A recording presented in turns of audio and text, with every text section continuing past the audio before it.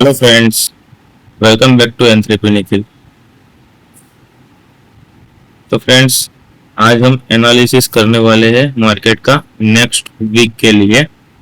और next week का analysis करने से पहले हमको मार्केट को थोड़ा डीप में एनालिसिस करना पड़ेगा, because next week monthly closing आएगा मार्केट का। और मंथली क्लोजिंग कैसा रहेगा और उसके बाद मार्केट का क्या मोमेंटम हो सकता है, उसके लिए हमको थोड़ा डिटेल में मार्केट को समझना पड़ेगा। तो अभी मार्केट ने एक इम्पोर्टेंट लेवल से रिजेक्शन लिया है, जो था 24,250 के आसपास। मार्केट 3 बार ऊपर गया पर वहां से मार्केट ने रिजेक्शन लिया है। तो मार्केट का ये एक 24,355 के आसपास मार्केट का एक इम्पोर्टेंट लेवल बन गया है, जहां से मार्केट ने ब्रेकआउट नहीं दिया है और वहां से मार्केट ने लास्ट डे एक बड़ा फॉल किया है। अभी मार्केट वन वे रैली देने के बाद last day one way fall आया था, तो जो देख के लोग काफी डर गए थे। और दूसरी बात, अभी मार्केट थोड़ा न्यूज बेस भी रिएक्ट कर सकता है कि जो है इंडिया पाकिस्तान का न्यूज, अगर भारत पाकिस्तान में कुछ भी प्लस माइनस होता है तो उसका सीधा इम्पैक्ट मार्केट पे आ सकता है, जो रहेगा न्यूज बेस्ड मार्केट। और उसके साथ हम देखेंगे तो मार्केट ने एक वन वे रैली दी है, तो उसका करेक्शन पेंडिंग है। पर वो करेक्शन नेक्स्ट वीक में आएगा, ये लेवल से आएगा, या तो फिर मार्केट और ऊपर जाके उसके बाद करेक्शन देगा, वो हमको नहीं पता है। तो हम यहाँ से सीधा शॉर्ट नहीं कर सकते। और दूसरी बात कि लास्ट डे मार्केट ने जहाँ पे सपोर्ट लिया है वो लेवल इम्पोर्टेंट था। कैसे इम्पोर्टेंट था, तो मार्केट ने वहां से 3 बार रिजेक्शन दिया था और 3 बार रिजेक्शन देने के बाद उसका ब्रेकआउट आया था और ब्रेकआउट का प्रॉपर रिटेस्ट हुआ है और वहां पे मार्केट ने सपोर्ट लेके रिजेक्शन दिया है। तो अगर नेक्स्ट वीक मार्केट यहाँ से 355 24,355 के ऊपर निकलता है और कोई भी डेली कैंडल क्लोज होती है तो ब्रेकआउट माना जाएगा और मार्केट वहां से सीधा ऊपर जा सकता है। और उसका टारगेट जो हमने बताया था 24,800 और उसके बाद 25,230 के आसपास का हो सकता है। पर अगर मार्केट यहाँ पे साइडवेज हो जाता है नेक्स्ट वीक के लिए पहले 3 दिन, तो मंथली क्लोजिंग मार्केट का यहाँ पे ही आएगा 24,300 के आसपास। और अगर यहाँ से करेक्ट होता है तो नीचे उसका टारगेट बनेगा 23,340 के आसपास, जो था पिछला एक इम्पोर्टेंट लेवल।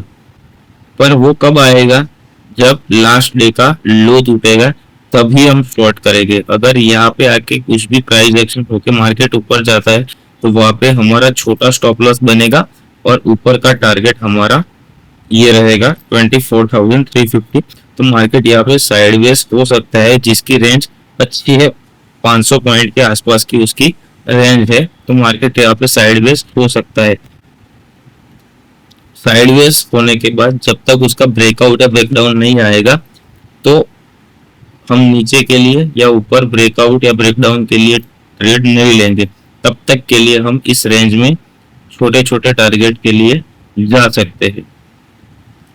अभी हम मार्केट को मंथली टाइम फ्रेम में स्विच करके देखते हैं तो उससे क्या पता चलता है। तो मैंने काफी बार बात की है कि ये करेक्शन था और उसका प्रॉपर पुल बैक आया है। लास्ट मंथ मार्केट ने कैंडल को एक रिकवरी दी थी और जो 5वें महीने में उसका क्लोजिंग था वहां से मार्केट ने सीधी रैली दी थी। और ये करंट मंथ में लोगों के स्टॉप लॉस निकालने के बाद मार्केट ऊपर गया है और रेड कैंडल को पूरी ग्रीन बना दी है और उसका क्लोजिंग नेक्स्ट वीक में आने वाला है। तो ये क्लोजिंग इंपॉर्टेंट रहने वाला है कि ये क्लोजिंग यहाँ पे आके क्लोज होता है, यहाँ पे होता है, या फिर 24,800 के आसपास होता है। जहाँ पे भी होगा तो उसके लिए हम 3 दिन के लिए मार्केट में ट्रेड लेंगे, और उसके बाद का नया एनालिसिस नेक्स्ट मंथ के लिए जो होने वाला है उसके बारे में हम बाद में बात करेंगे। वीकली टाइम फ्रेम को देख के हमको क्या पता चलता है, तो वीकली टाइम फ्रेम अगर आप देखोगे तो वीकली टाइम फ्रेम में ये एक इम्पोर्टेंट लेवल था 23,800 के आसपास, उसका लास्ट वीक क्लोजिंग आया था और उसके ऊपर ये वीक का भी क्लोजिंग आया है। पर ये कैंडल जो है वो कैंडल रिजेक्शन वाली है कि जहाँ पे ऊपर गई और वहां पे सेलरों ने मार्केट को नीचे लाके वीकली क्लोजिंग दिया है। तो जब तक इसका लो नहीं टूटता और जब तक इसका हाई नहीं टूटता हम सेल या बाय के लिए नहीं जा सकते, तब तक के लिए हमको ये रेंज में प्ले करना रहेगा। तो ये होगा हमारा वीकली कैंडल के अकॉर्डिंग मार्केट का प्लान। डेली कैंडल को देख के क्या लगता है, तो डेली में मार्केट ये बहुत सारी गैप छोड़ के गया है, पर ये गैप फिल करने के लिए कब आएगा, तो जब तक ये लो नहीं टूटेगा तब तक ये गैप फिल करने के लिए नहीं आता। और अगर ये हाई टूट जाता है तो ये गैप अभी फिल नहीं होगी, पहले 24,800 के टारगेट आएंगे और उससे ऊपर जाता है तो 25,200 के टारगेट आएंगे, और उसके बाद हम नेक्स्ट एनालिसिस में आपको बताएंगे कि अभी क्या मोमेंटम हो सकती है। तब तक के लिए मार्केट में ये एक वैलिड रेंज है, उसके अकॉर्डिंग आप मार्केट में ट्रेड ले सकते हैं। अभी टाइम फ्रेम को हम 1 आवर में स्विच करके देखेंगे, तो ये एक लेवल है जहाँ पे मार्केट ने लास्ट डे लो बनाया था।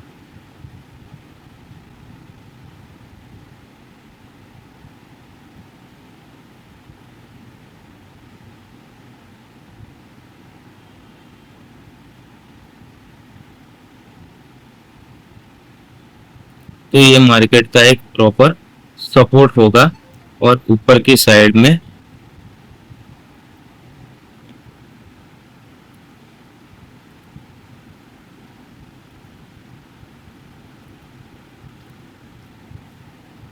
नेक्स्ट वीक के लिए ये आपका सपोर्ट हो गया, और अपर साइड में ये आपका रेजिस्टेंस होने वाला है।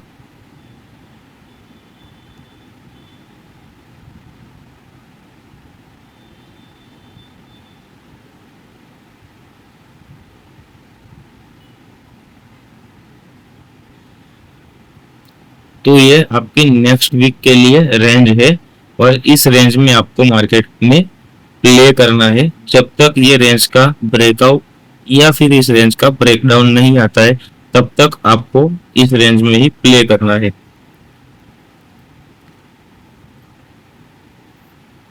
तकरीबन 500 पॉइंट की ये रेंज है। 15 मिनट में आप मार्केट को स्विच करोगे तो 15 मिनट में मार्केट, तो यहाँ पे मार्केट ने सपोर्ट लेके प्रॉपर इंपल्स दिया था, उसका करेक्शन लास्ट में आया था। अगर ये करेक्शन कंटिन्यू रहता है तो मार्केट यहाँ पे सपोर्ट लेने के लिए आएगा, और नेक्स्ट डे अगर इसका ब्रेकआउट आता है तो नई एक रैली स्टार्ट होगी जो आपको ये टारगेट के लिए ले जा सकती है।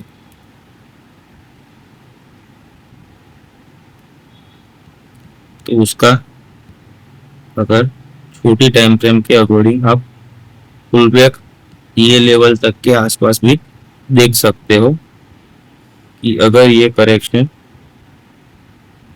यहाँ पे आता है और यहाँ से रिवर्सल होता है तो हम नेक्स्ट ईयर टारगेट के लिए जा सकते हैं।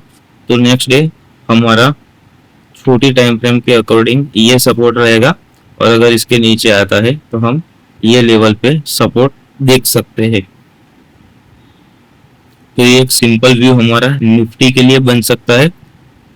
दूसरी बात कि अगर हमने जैसे आपको बताया कि ये प्रॉपर मार्केट ने रीटेस्ट कर लिया है और मार्केट ऊपर जाने के लिए रेडी है, तो ये हाई तो टूटने ही वाला है। वैसे ही बैंक निफ्टी आपने देखा होगा पिछले 4-5 दिन से अटक गया था मार्केट।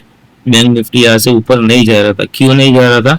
तो बैंक निफ्टी ने एक प्रॉपर ब्रेकआउट दिया था और वो ब्रेकआउट वन वे आया था, तो उसका पुल बैक बाकी था। तो ये बैंक निफ्टी ने लास्ट डे रीटेस्ट किया है और रीटेस्ट करने के बाद प्रॉपर सपोर्ट भी लिया है। और अगर बैंक निफ्टी यहाँ से ऊपर निकलती है तो बैंक निफ्टी का ये जो ब्रेकआउट था वो वैलिड रहने वाला है। और उसके साथ आप देख सकते हो HDFC बैंक, तो उसने ऑलरेडी ब्रेकआउट दे दिया है, तो उसका एक पुल बैक पेंडिंग था। तो HDFC बैंक भी लास्ट डे यहाँ पे आके रिवर्सल हुई है। अगर बैंक निफ्टी को नीचे आना है और HDFC बैंक को नीचे आना है तो आपको HDFC बैंक में यहाँ पे सपोर्ट दिख सकता है, क्योंकि आपने देखा होगा कि बैंक निफ्टी और HDFC बैंक का वीकली क्लोजिंग लास्ट वीक में ही आ गया था और यहाँ पे 5 वीक का लगातार बाइंग था और वहाँ पे नेक्स्ट वीक लास्ट वीक में रिजेक्शन वाली कैंडल हमारी बनी है। तो ये रिजेक्शन वाली कैंडल अगर लोगों को ट्रैप करने के लिए है तो इसका सीधा ब्रेकआउट हो जाएगा और यहाँ से 2000 के टारगेट के लिए हम HDFC बैंक में प्ले कर सकते हैं। और अगर नीचे आता है तो ये ब्रेकआउट वैलिड है तो बैंक HDFC बैंक आपका 1800 के आसपास सपोर्ट लेके वापस ऊपर चला जाएगा। और वैसे ही बैंक निफ्टी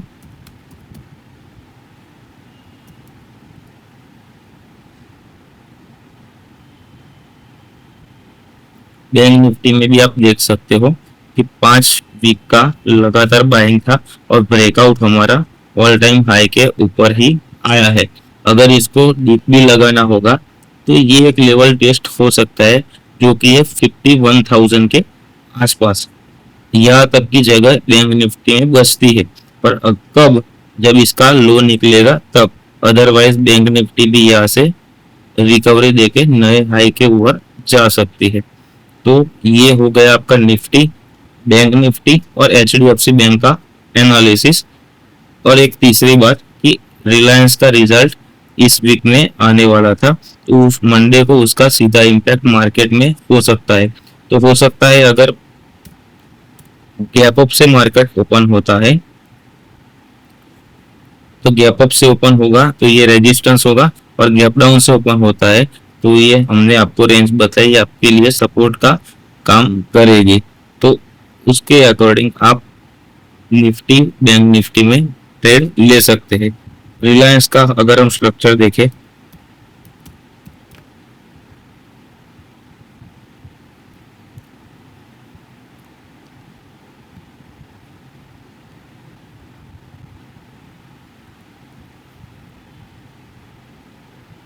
तो रिलायंस में भी एक लगातार सेलिंग था मंथली कैंडल के अकॉर्डिंग, और लास्ट मंथ उसका रिकवरी भी आया था और एक रेंज थी, रेंज के ऊपर लास्ट मंथ रिलायंस ने क्लोजिंग दिया था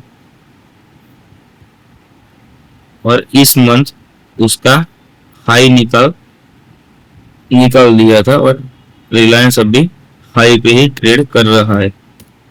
वीकली के अकॉर्डिंग ये एक रेंज है जिसके ऊपर अगर रिजल्ट आता है कल, उसका इम्पैक्ट आता है मार्केट में, तो ये लेवल के ऊपर अगर रिलायंस निकलता है कल के दिन में तो आपको रिलायंस में भी एक बहुत बड़ा ट्रेड मिल सकता है, जो कि रहेगा आपका एक 1390 के आसपास का।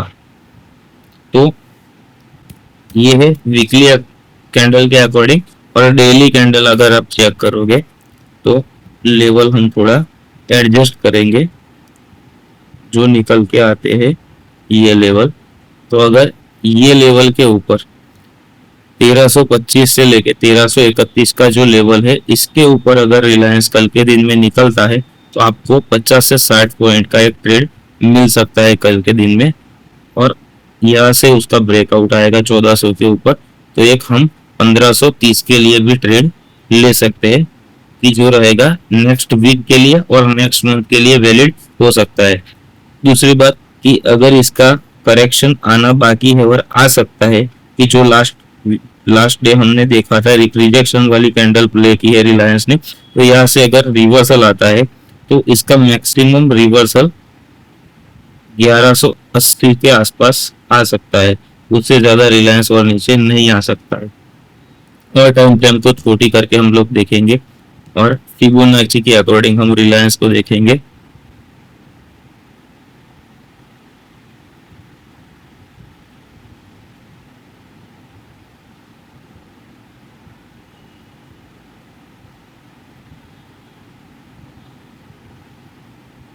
तो रिलायंस का 0.5 का लेवल 1220 और 0.6 का लेवल 1195। तो रिलायंस में ये एक आपका सपोर्ट बन सकता है 0.5 और 0.6 में ये एक लेवल है।